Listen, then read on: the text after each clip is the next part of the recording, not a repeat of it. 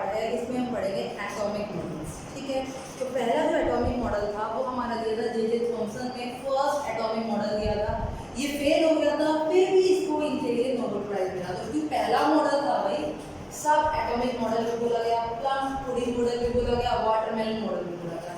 क्या था, इन्होंने बोला कि जो एटम है वो स्फीयर है पॉजिटिव पार्ट का, मतलब उसके अंदर पॉजिटिव पार्ट भरे हुआ है, ठीक है, और इलेक्ट्रॉन यानी नेगेटिव पार्ट इसमें एम्बेडेड है। ये इन्होंने बताया। एटम पॉजिटिव नेगेटिव एक दूसरे के साथ कैसे रहते हैं, उनकी न्यूट्रलिटी क्या है, इसको ये ढंग से एक्सप्लेन नहीं कर पाए। और उसके बाद रदरफोर्ड का एक्सपेरिमेंट है, उसको भी ये समझा नहीं पाए, तो ये मॉडल क्या हो गया, फेल हो गया। लेकिन बहुत बड़ी बात ही इन्होंने बता दिया था, atom is pair of negative charge और इलेक्ट्रॉन, यानी एटम के अंदर प्रोटॉन और न्यूट्रॉन दोनों की बात ये कर चुके हैं। देखो नाम नहीं दिया, पॉजिटिव चार्ज बोला था, बाद में रदरफोर्ड ने प्रोटॉन नाम दे दिया उस पॉजिटिव चार्ज को, इसलिए रदरफोर्ड भी बोलने लगे। और गोल्डस्टीन तो ठीक है, रब करूँ। तो सेकंड मॉडल था आपका रदरफोर्ड का। आप मजेदार चीज़ तो आवाज़ बहुत बार पढ़ा होगा पार्टिकल्स के लिए। इसको समझने के लिए सबसे क्या मॉडल है, पहले समझाती हूँ फिर मैं देखिए। इन्होंने क्या करा, एक अल्फा मीटर लगा दिया। अल्फा मीटर का मतलब कोई भी रेडियो एक्टिव सब्सटेंस जो क्या करेगा, अल्फा पार्टिकल को क्या करेगा, एमिट करेगा। अल्फा मीटर, ये जो पार्टिकल लिया गया था वो पोलियम, ठीक है, आपको इसका नाम नहीं है, जस्ट बता रही हूँ। तो क्या किया गया, ये लिया गया और इसके सामने स्क्रीन लगा दी, ठीक, और ये स्क्रीन लगा दी, स्क्रीन लगाई, और इस स्क्रीन पे कोई फ्लोरोसेंट मटेरियल नहीं जेड कर दी, खूब सारी अच्छी सी कोटिंग कर दी। क्यों करी, जब पार्टिकल जहाँ जाके टकराएंगे तो क्या होगी, लाइट आने लगेगी। तो स्टार्टिंग करी अल्फा मीटर से, क्या हुआ, उसको हीट उन्होंने जनरेट किया, इससे अल्फा पार्टिकल निकले। अभी हमने कुछ रखा नहीं है, अल्फा पार्टिकल दर दर दर दर दर दर, तो हमने चेक करा यहाँ इस कोने से लेकर इस कोने जाता है, सब पर कंटिन्यूसली लाइट आ रही, इसका मतलब अल्फा पार्टिकल। फिर हमने क्या करी, एक गोल्ड की फॉइल ले ली। गोल्ड की फॉइल, देखो गोल्ड क्यों यूज़ किया, पहला क्वेश्चन इसमें ये क्वेश्चन जरूर पूछते कि गोल्ड हमने क्यों यूज़ किया, क्योंकि गोल्ड ऐसा हो मैलेबल होता है, उसकी पतली सी थिन से थिन हम लेयर भी बना सकते हैं। थिन लेयर का मतलब है जिसमें मिनिमम एटम है। तो हम जनरली एक एटम समझ रहे हैं, हमने एक एटम रख दिया, ठीक है, एक एटम रख दिया। और अब हमने प्रैक्टिकल देखा, वो पहले वाला तो अब हमने क्या करा, अल्फा एटम।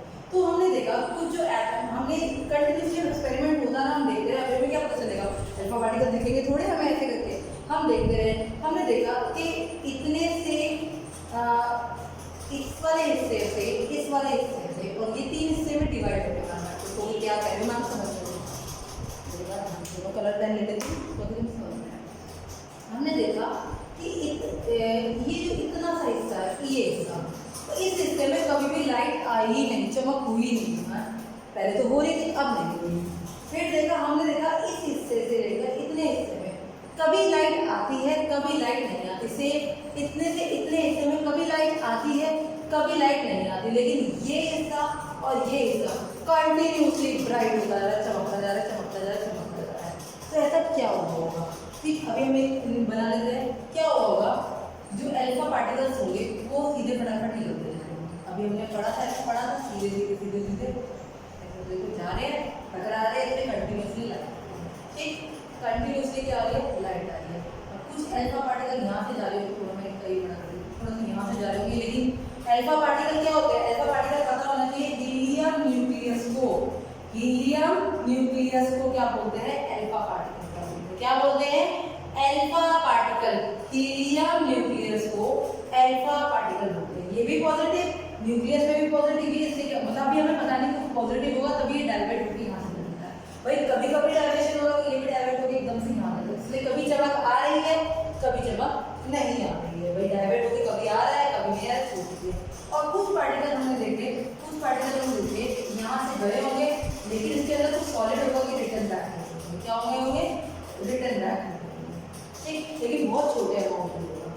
फिर से समझो, हमने क्या करा, एक अल्फा मीटर ले लिया, एक गोल्ड की कॉइल ले ली और एक स्क्रीन लगा दी। स्क्रीन इसलिए लगाई, भाई गोल्ड में हमें पता कैसे चलेगा कि काम हो रहा है, हमें दिखना तो चाहिए, तो बिना देखे तो काम नहीं हो सकता, ठीक है। अब आप एक काम करो, बोर्ड को देखो और देखो मैंने क्या करा, ये मेरा मार्कर है, ये इलेक्ट्रोड है, मैंने अल्फा पार्टिकल है, मैंने अल्फा पार्टिकल की ये गोल्ड की बम्बार्डिंग शुरू करी। कट कट बम्बार्डिंग मैंने स्टार्ट की, ठीक है, बम्बार्डिंग करी, अल्फा पार्टिकल जरा इधर में पीछे से करी, तुम्हें दिखाने के लिए पीछे से कर रही हूँ, यहाँ से निकले, यहाँ से निकले, यहाँ से निकले, यहाँ से निकले, चले गए।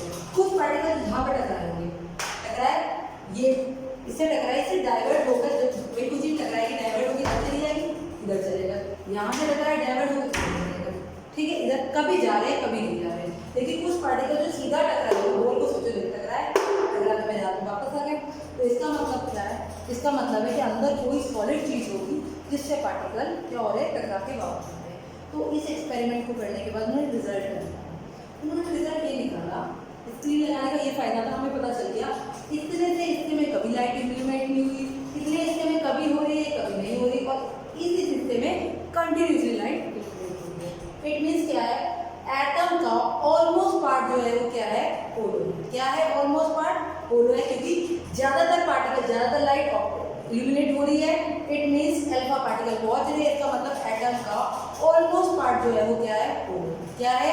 होलो है, खाली है, पार्टिकल निकल रहे हैं।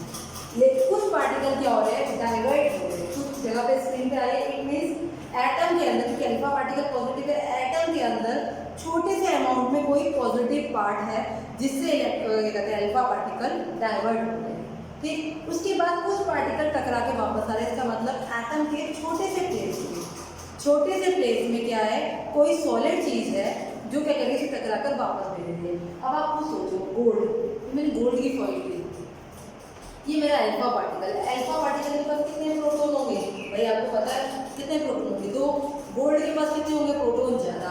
अगर ये चार्ज, सुनो ध्यान से सुनना मेरी बात, अगर ये चार्ज फैला हुआ होता, जो थॉमसन ने कहा था, ऐसे ऐसे ऐसे ऐसे चार्ज फैला होता, तो पार्टिकल डाइवर्ट होते नहीं, या यहाँ से निकल जाते। इसका क्यों? क्योंकि एक ये और एक ये, दोनों को क्या कर देंगे, दोनों क्या कर देंगे, दूसरे को निकल जाएंगे, कोई फर्क नहीं पड़ेगा। लेकिन इसके अंदर सॉलिड क्या होगा, बहुत ज़्यादा प्रोटॉन होंगे। क्या होंगे? बहुत ज़्यादा प्रोटॉन होंगे। बहुत ज़्यादा प्रोटॉन होने का मतलब क्या है? बहुत ज़्यादा प्रोटॉन होने का मतलब है अल्फा पार्टिकल, भाई गोल्ड का कि प्रोटॉन जो होंगे, गोल्ड का आपको वेट, उसके जितने भी प्रोटॉन होंगे, वो सारे के सारे यहीं पर होंगे, एक जगह इकट्ठे, तभी वो क्या कर रहे हैं, डाइवर्ट कर रहे हैं, डाइवर्ट करके भगा रहे हैं। अगर पहले होते तो कभी भी जो आपके पार्टिकल थे वो डाइवर्ट नहीं होते, डिफ्लेक्टेड नहीं होते, कोई भी डिफ्लेक्टेड नहीं होते। लेकिन इसका मतलब क्या है, कि जो पार्टिकल्स है वो क्या हुए हैं, वो पार्टिकल्स क्या है, फैले हुए हैं, नहीं है, एक जगह पर है। इसका मतलब क्या है, जो प्रोटॉन है, मतलब पॉजिटिव चार्ज और फैला हुआ नहीं, एक ही जगह पर है, तभी पार्टिकल क्या हो रहे हैं, डिफ्लेक्टेड रुक रहे हैं, और नहीं तो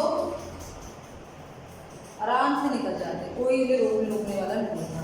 तो ठीक है, उससे क्या उसने ऑब्जर्वेशन की थी, मैं ये लिखती हूँ बोर्ड पर,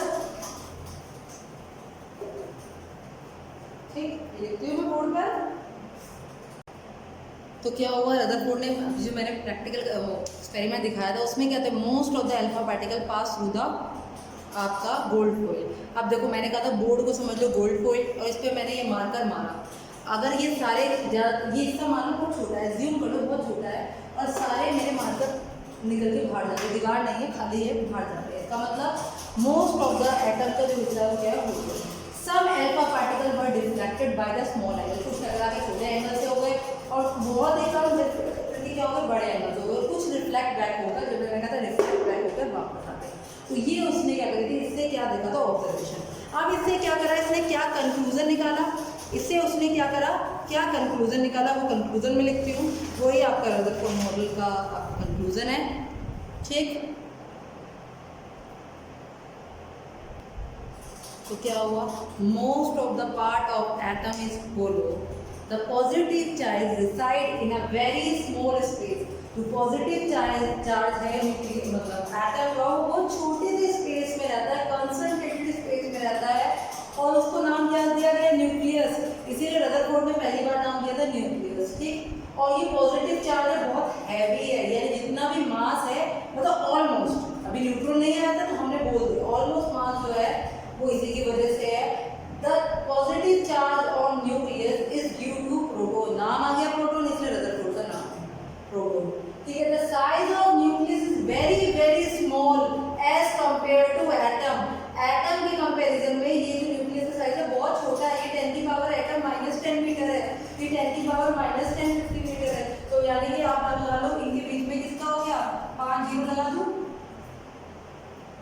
1 2 3 10 लाख गुना छोटा है। इससे अगर समझे जाए न्यूक्लियस एटम से 10 लाख गुना छोटा है। आप ये देख लो, मैंने से लिखा 10 लाख गुना छोटा है न्यूक्लियस इससे। तो ये इसके लिए अभी और है।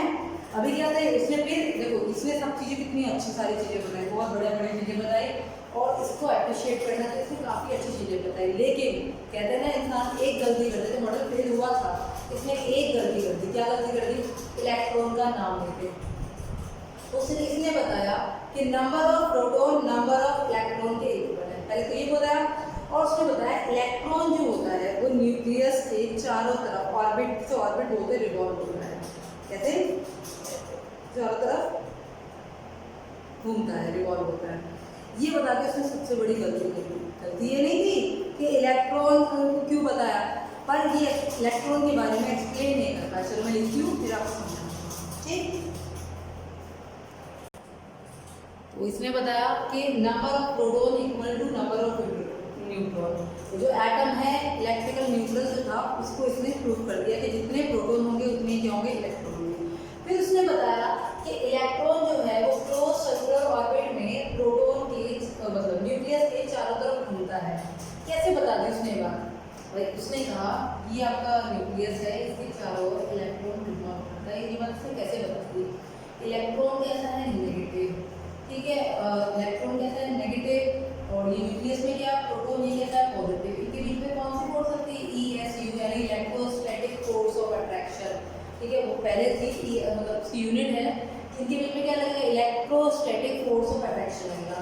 अब कोई चीज़ अगर सर्कुलर मोशन में तो ये अपनी भाई देखो, अगर ये पॉजिटिव है ये नेगेटिव है, अगर इनके बीच में फोर्स लगेगी दूसरे को खींचेंगे, ये पॉजिटिव ये नेगेटिव खींचेंगे दूसरे को, ये खींच नहीं पाएंगे। क्यों? क्योंकि ये क्या कर रहा है, अपनी फोर्स को इसमें किसमें कन्वर्ट करती है? सर्कुलर मोशन में। इसका मतलब अभी आप आगे पढ़ेंगे 11th में ये चीज़ काफ़ी फिजिक्स में पढ़ेंगे। अगर कोई भी चार्ज ऑर्बिटल अगर घूमता है तो उसकी वेलोसिटी क्या होती है? चेंज होती है। और जब वेलोसिटी चेंज होती है तो वो एक्सेलरेटेड हो जाता है। जब वो एक्सेलरेटेड होता है तो वो फोर्स लगाता है, उस फोर्स को बोलते हैं सेंट्रीपिटल फोर्स। आगे पढ़ेंगे आप सेंट्रीपिटल फोर्स। क्या पढ़ेंगे आगे पढ़ेंगे आप? कौन सी फोर्स होती है? सेंट्रीपिटल फोर्स होती है। भाई इलेक्ट्रॉन घूमते हुए इलेक्ट्रोस्टैटिक फोर्स को किसमें कन्वर्ट कर देगा? सेंट्रीपिटल फोर्स में। सेंट्रीपिटल फोर्स में क्या करेगा? उसे कन्वर्ट कर देगा। आगे आप बोर मॉडल में से पढ़ेंगे इलेक्ट्रोस्टैटिक फोर्स किसमें कन्वर्ट हो जाएगी? सेंट्रीपिटल फोर्स में कन्वर्ट होगी। अभी इसकी बात हम करेंगे, आपको समझाने के लिए बता दिया। क्यों? इलेक्ट्रॉन क्या करेगा? तो वो मूव करेगा तो उसकी वेलोसिटी चेंज होगी, वेलोसिटी चेंज होगी तो वो एक्सेलरेटेड हो जाएगा। एक्सेलरेटेड हो जाएगा तो उसमें फोर्स लगेगी, फोर्स लगेगी। फोर्स क्या होती है? सेंट्रीपिटल फोर्स होती है जो सर्कुलर मोशन में लगती है। आप फिजिक्स में पढ़ेंगे डिटेल में।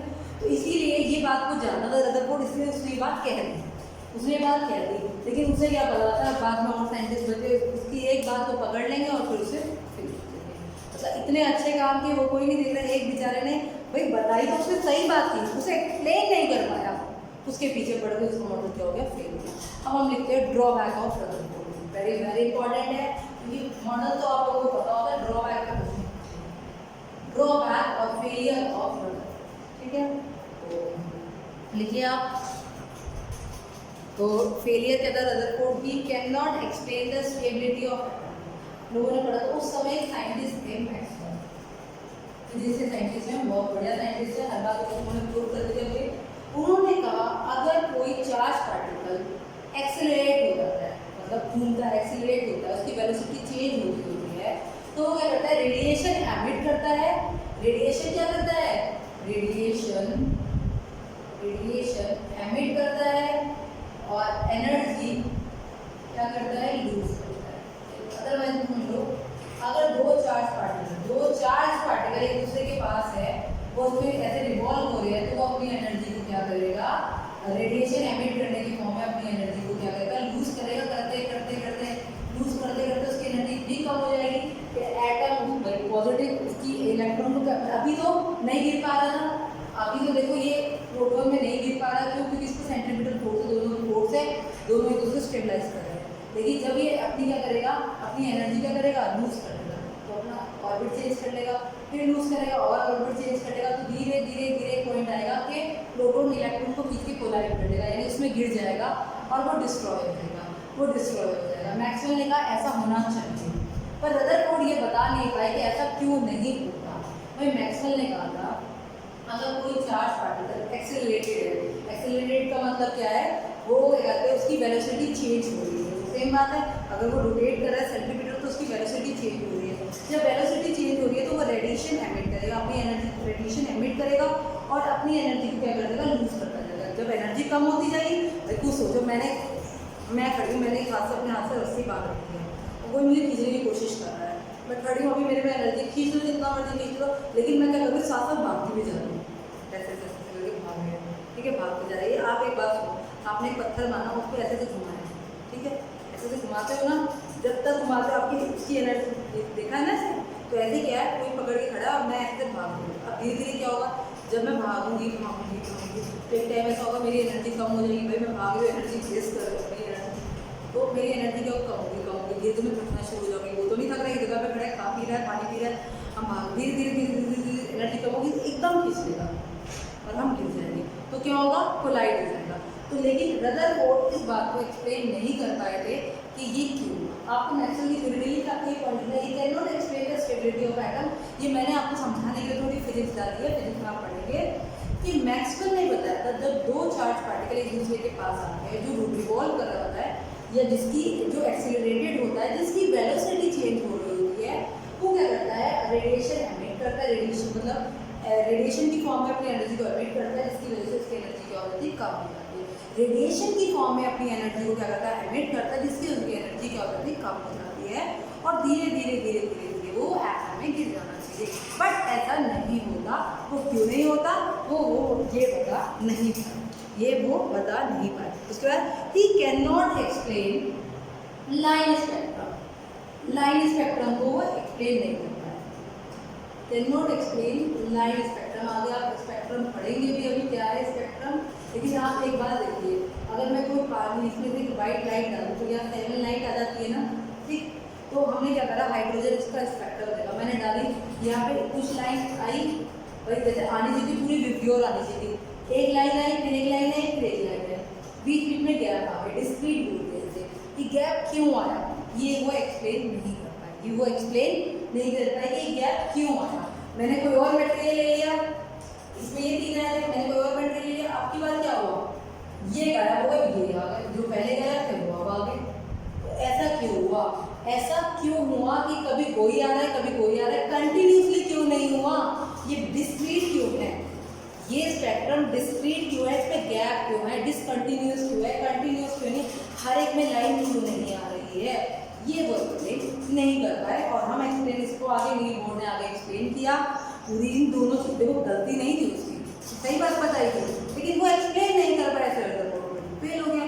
उसके बाद नील बोर्ड आए, उन्होंने उसी बात को एक्सप्लेन कर दिया और उनका मॉडल हो गया बोर मॉडल, ठीक है। तो कहते हैं ना एक गलती भारी पड़ जाती है, तो ये गलती है, आप गलती मत करना, इन मॉडल्स को अच्छी तरह पढ़ना, cathode rays, anode rays, atomic model Rutherford. इसके बाद हमारी न्यूट्रॉन की डिस्कवरी होगी, फिर हम आएंगे नील बोर्ड पर।